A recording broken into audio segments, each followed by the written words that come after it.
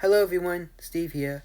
So for today's video, I'm gonna be talking about yes, I'm gonna be talking. Yeah, I feel like this. Well, I don't know. I feel like this was gonna be another short video. That being, I'm gonna be talking about essentially the government trying to like pass new surveillance laws, of course, as well as the news about like essentially that being cars are going to be like fitted by 2027 cars are going to be fitted in with like sensors and cameras, cameras which is going to like monitor it. It's going to be like monitoring drivers and passengers through AI to determine if the person is like worthy for driving.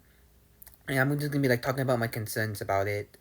So if you guys haven't really like been, I don't know, been watching the news or keeping up with like what's going on here in the U.S. Currently right now, the government is right now trying to like pass laws, which allows them to pretty much like trying to pass like super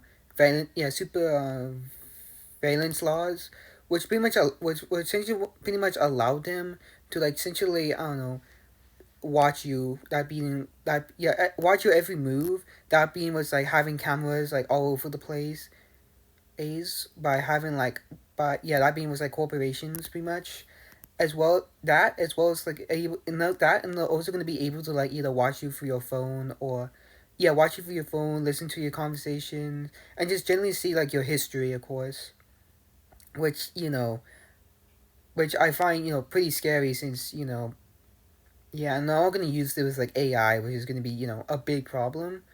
And there's also the newest and there's also them trying to push.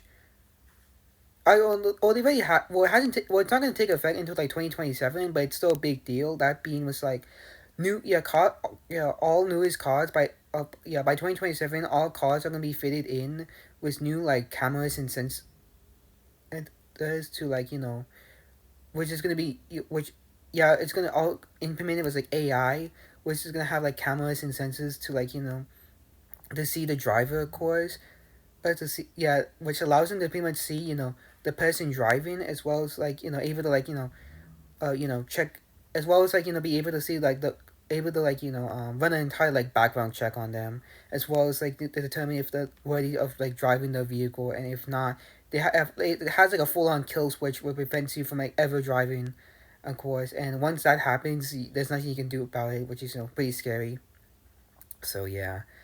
And and that's, I feel like I have to say, like low key, like it's kind of pretty scary, living in these times, of course.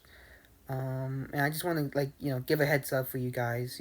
So yeah.